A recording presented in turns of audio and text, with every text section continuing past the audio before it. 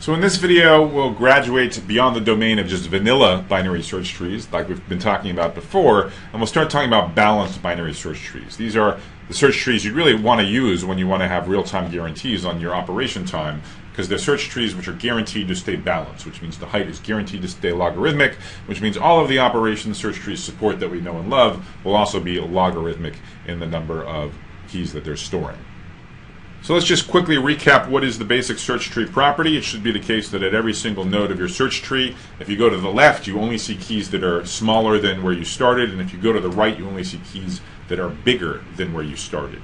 And a really important observation, which is that given a set of keys, there are going to be lots and lots of different legitimate, valid binary search trees with those keys. So we've been having these running examples with the keys 1, 2, 3, 4, 5. On the one hand, you can have a nice and balanced search tree that has height only 2 with the keys 1 through 5. On the other hand, you can also have these crazy chains, basically devolved to linked lists, where the height for n elements could be as high as n-1. So in general, you could have an exponential difference in the height. It could be as small in the best case as logarithmic, as big in the worst case as linear. So this obviously motivates search trees that have the additional property that you never have to worry about their height. You know they're going to be well balanced. You know they're going to have height logarithmic. You're never worried about them having this really lousy linear height. Remember why it's so important to have a small height. It's because the running time of all of the operations of search trees depends on the height. You want to do search, you want to do insertion, you want to find predecessors, whatever. The height is going to be what governs the running time of all of those properties. So the high-level idea behind balanced search trees is really exactly what you'd think, which is that, because the height can't be any better than logarithmic in the number of things you're storing, that's because the trees are binary, so the number of nodes can only double each level, so you need a logarithmic number of levels to accommodate everything that you're storing. But it's got to be logarithmic. Let's make sure it stays logarithmic all the time, even as we do insertions and deletions. If we can do that, then we get a very rich collection of supported operations all running in logarithmic time. As usual, n denotes the number of keys being stored in the tree. There are many, many, many different balanced search trees. Most of them are not super different from each other. I'm going to talk about one of the more popular ones, which are called red-black trees. So these were invented back in the 70s. These were not the first balanced binary search tree data structure. That honor belongs to AVL trees, which again are not very different from red-black trees, though the invariants are slightly different. Another thing you might want to look up and read about is a very cool data structure called splay trees due to Slater and Tarjan. Unlike red-black trees and AVL trees, which only are modified on insertions and deletions, which if you think about it is sort of what you'd expect, splay trees modify themselves even when you're doing lookups, even when you're doing searches. So they're sometimes called self-adjusting trees for that reason. And they're super simple, but they still have kind of amazing guarantees. And then finally, going beyond just the binary tree paradigm, many of you might want to look up examples of B trees or also B plus trees. These are very relevant for implementing databases. Here, what the idea is, in a given node, you're going to have not just one key, but many keys. And from a node, you have multiple branches that you can take, depending on where you're searching for falls with respect to the multiple keys that are at that node. The motivation in a database context for going beyond the binary paradigm is to have a better matchup with the memory hierarchy. So that's also very important, although a little bit outside of the scope here. That said, what we discuss about red-black trees, much of the intuition will translate to all of these other balanced tree data structures if you ever find yourself in a position where you need to learn more about them. So red-black trees are just the same as binary search trees, except they also always maintain a number of additional invariants. And so what I'm going to focus on in this video is, first of all, what the invariants are, and then how the invariants guarantee that the height will be logarithmic. Time permitting, at some point there'll be optional videos more about the guts, more about the implementations of red-black trees, namely how do you maintain these invariants under insertions and deletions. That's quite a bit more complicated, so that's appropriate for optional material. But understanding what the invariants are and what role they play in controlling the height is very accessible, and it's something I think every programmer should know. So I'm going to write down 4 invariants, and really the bite comes from the second 2, okay, from the third and the fourth invariants. The first 2 invariants, are just really cosmetic. So the first one We're going to store one bit of information additionally at each node beyond just the key. And we're going to call this bit as indicating whether it's a red or a black node. You might be wondering, why red-black? Well, I asked my colleague Leo Gibas about that a few years ago, and he told me that when he and Professor Sedgwick were writing up this article, the journals had access to a certain kind of new printing technology that allowed very limited color in the printed copies of the journals. And so they were eager to use it, and so they named their data structure red-black so they could have these nice red and black pictures in the journal article. Unfortunately, there was then some snafu, and at the end of the day, that technology wasn't actually available, so it wasn't actually printed the way they were envisioning it, but the name has stuck. So that's the rather idiosyncratic reason why these data structures got the name that they did, red-black trees. So secondly, we're going to maintain the invariant that the root of the search tree is always black, can never be red. Okay, so with the superficial pair of invariants out of the way, let's go to the two main ones. So first of all, we're never going to allow two reds in a row. By which I mean, if you have a red node in the search tree, then its children must be black. If you think about it for a second, you realize this also implies that if a node is red and it has a parent, then that parent has to be a black node. So in that sense, there are no two red nodes in a row anywhere in the tree. And the final invariant, which is also rather severe, is that every path you might take from root to a null pointer passes through exactly the same number of black nodes. So to be clear on what I mean by a root null path, what you should think about is an unsuccessful search. Right, so what happens in an unsuccessful search, you start at the root, depending on whether you need to get smaller or bigger, you go left or right respectively, you keep going left, right as appropriate until eventually you hit a null pointer. So I want you to think about that process by which you start at the root and then eventually fall off into the tree. In doing so, you traverse some number of nodes. Some of those nodes will be black, some of those nodes will be red, and I want you to keep track of the number of black nodes. And the constraints that a red-black tree by definition must satisfy is that no matter what path you take through the tree, starting from the root, terminating in a null pointer, the number of black nodes traversed has to be exactly the same. Cannot depend on the path, has to be exactly the same on every single root null path. Let's move on to some examples. So here's a claim, and this is meant to kind of whet your appetite for the idea that red-black trees must be pretty balanced. They have to have height basically logarithmic. So remember, what's the most unbalanced search tree? Well, that's these chains. So the claim is even a chain with 3 nodes cannot be a red-black tree. So what's the proof? Well, consider such a search tree. Right, so maybe with the key values 1, 2, and 3. So the question that we're asking is there a way to color these 3 nodes, red and black, so that all 4 of the invariants are satisfied? So we need to color each red or black. Remember, invariant 2 says the root, the 1, has to be black. So we have 4 possibilities for how to color 2 and 3. But really, because of the third invariant, we only have 3 possibilities. We can't color 2 and 3 both red, because then we'd have 2 reds in a row. So we can either make 2 red, 3 black, 2 black, 3 red, or both 2 and 3 black. And all of the cases are the same. Just to give one example, suppose that we color the node 2 red, and 1 and 3 are black. The claim is invariant 4 is then broken. And invariant 4 is going to be broken no matter how we try and color 2 and 3 red and black. What does invariant 4 says? It says, really, on any unsuccessful search, you pass through the same number of black nodes. And so one unsuccessful search would be you search for 0.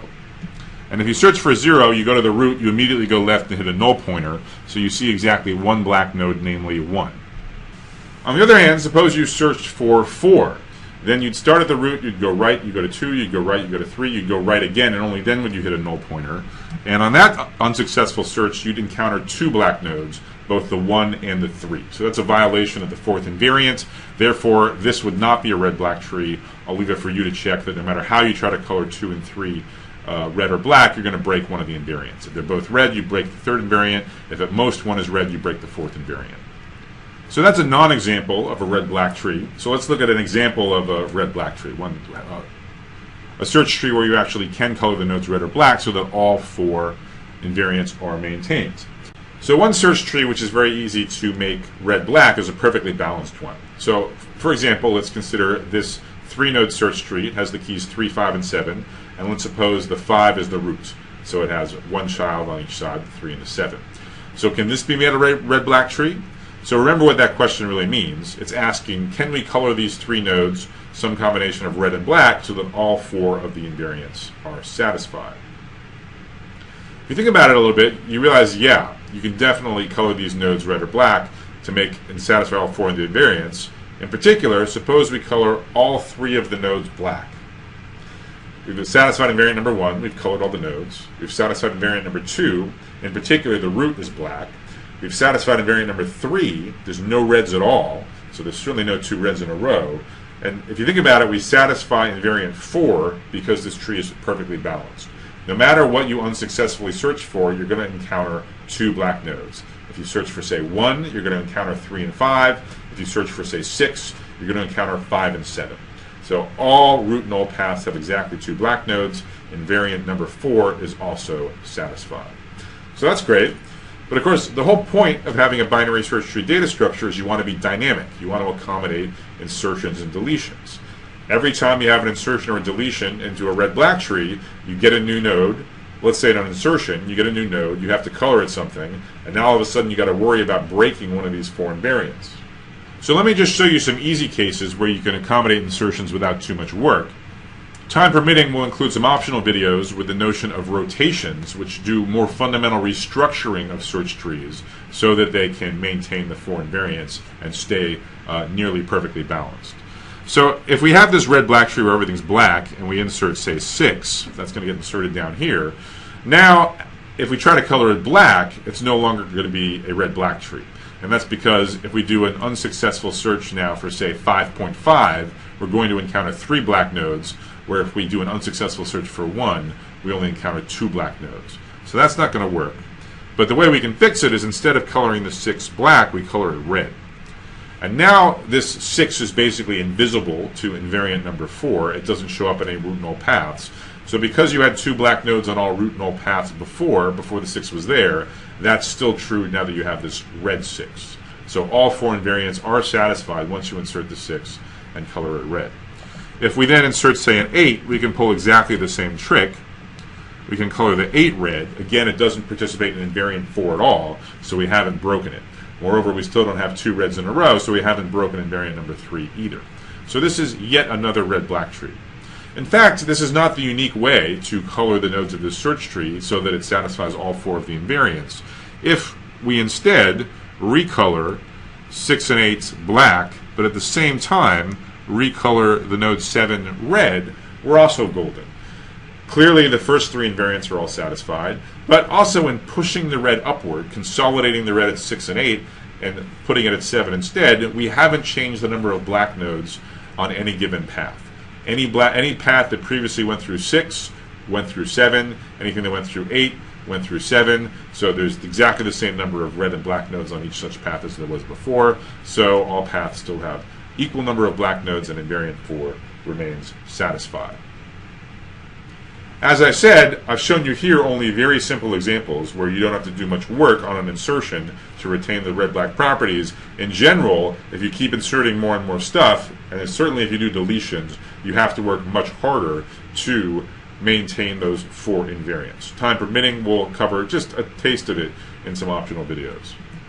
So what's the point of these seemingly arbitrary 4 invariants of a red-black tree? Well, the whole point is that if you satisfy these 4 invariants in your search tree, then your height is going to be small.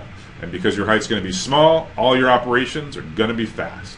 So let me give you a proof that if a search tree satisfies the 4 invariants, then it has super small height. In fact, no more than double the absolute minimum it could conceivably have, at most 2 times log base 2 of n. So the formal claim is that every red-black tree with n nodes has height O of log n. More precisely, at most 2 times log base 2 of n plus 1. So here's the proof. And what's cool about this proof is it's very obvious the role played by these invariants 3 and 4. Essentially, what the invariants guarantee is that a red-black tree has to look like a perfectly balanced tree with at most a sort of factor 2 inflation. So let's see exactly what I mean. So let's begin with an observation. And this has nothing to do with red-black trees. Forget about the colors for a moment and just think about the structure of binary trees. And let's suppose we have a lower bound on how long root null paths are in a tree. So for some parameter k, and go ahead and think of k as like 10 if you want. Suppose we have a tree where if you start from the root, and no matter how it is you navigate left and right child pointers until you terminate at a null pointer, no matter how you do it, you have no choice but to see at least k nodes along the way. If that hypothesis is satisfied, then if you think about it, the top of this tree has to be totally filled in. So the top of this tree has to include a perfectly balanced search tree, binary tree, of depth k minus 1. So let me draw a picture here of the case of k equals 3. So if no matter how you go from the root to a null pointer, you have to see at least 3 nodes along the way, then it means the top 3 levels of this tree have to be full. So you have to have the root, it has to have both of its children, and it has to have all 4 of its grandchildren. The proof of this observation is by contradiction. If in fact you were missing some nodes in any of these top k levels, well, that would give you a way of hitting a null pointer seeing less than k nodes. So what's the point is? The point is this gives us a lower bound on the population of a search tree as a function of the length of its root null paths. So the size n of the tree must include at least the number of nodes in a perfectly balanced tree of depth k minus 1, which is 2 raised to the k minus 1. So for example, when k equals 3, it's 2 raised to the 3, 2 cubed, minus 1, or 7. So that's just a basic fact about trees, nothing about red-black trees. So let's now combine that with the red-black tree invariance to see why red-black trees have to have small height. So again, to recap where we got to on the previous slide, the size n, the number of nodes in a tree, is at least 2 to the k minus 1, where k is the fewest number of nodes you will ever see on a root null path. So let's rewrite this a little bit, and let's actually say, instead of having a lower bound on n in terms of k, let's have an upper bound on k in terms of n. So the length of every root null path, the minimum length of every root null path, is bounded above by log base 2 of quantity n plus 1. This is just adding 1 to both sides and taking the logarithm base 2. So what? What does this buy us? Well, now let's start thinking about red-black trees. So in a red-black tree with n nodes, what does this say? This says that the number of nodes, forget about red or black, just the number of nodes on some root null path has to be at most log base 2 of n plus 1. In the best case, all of those are black. Maybe some of them are red, but in the maximum case, all of them are black. So we can write in a red-black tree with n nodes, there is a root null path with at most log base 2 of n plus 1 black nodes. This is an even weaker statement than what we just proved. We proved that some path must have at most log base 2 of n plus 1 total nodes, so certainly that path has at most log base 2 of n plus 1 black nodes. Now let's apply the 2 knockout punches of our 2 invariants. All right, so fundamentally, what is the fourth invariant telling us? It's telling us that if we look at a path in our red-black tree, we go from the root, we think about, say, an unsuccessful search, we go down to a null pointer. It says if we think of the red nodes as invisible, if we don't count them in our tally, then we're only going to see basically a logarithmic number of nodes. But when we care about the height of the red-black tree, of course, we care about all of the nodes, the red nodes and the black nodes. So far we know if we only count black nodes, then we're good. We only have log base 2 of n plus 1 nodes that we need to count. So here's where the third invariant comes in. It says, well, actually, black nodes are a majority of the nodes in the tree. In a strong sense, there are no 2 reds in a row on any path. So if we know the number of black nodes is small, then, because you can't have 2 reds in a row, the number of total nodes on the path is at most twice as large. In the worst case, you have a black root, then red, then black, then red, then black, then red, then black, etc. In the worst case, the number of red nodes is equal to the number of black nodes, which doubles the length of a path once you start counting the red nodes as well. And this is exactly what it means for a tree to have a logarithmic depth. So this, in fact, proves the claim. If a search tree satisfies the invariants 1 through 4, In particular, if there's no two reds in a row and all root and all paths have an equal number of black nodes, then knowing nothing else about this search tree, it's got to be almost balanced. It's perfectly balanced up to a factor of 2. And again, the point then is that operations in a search tree, and this search trees are going to run in logarithmic time because the height is what governs the running time of those operations. Now, in some sense, I've only told you the easy part, which is if it just so happens that your search tree satisfies these 4 invariants, then you're good. The height is guaranteed to be small, so the operations are guaranteed to be fast. Clearly, that's exactly what you want from this data structure. But for the poor soul who has to actually implement this data structure, the hard work is maintaining these invariants even as the data structure changes. Remember, the point here is to be dynamic, to accommodate insertions and deletions. Insertions and deletions can disrupt these 4 invariants, and then one has to actually change the code to make sure they're satisfied again, so that the tree stays balanced, has low height, even under arbitrary sequences of insertions and deletions. So we're not going to cover that in this video. It can be done without significantly slowing down any of the operations. It's pretty tricky, takes some nice ideas. There's a couple well-known algorithms textbooks that cover those details, or if you look at open source implementations of balanced search trees, you can look at code that does that implementations. But because it can be done in a practical way, and because red-black trees support such a rich array of operations, that's why you will find them used in a number of practical applications. That's why balanced search trees should be part of your programmer toolbox.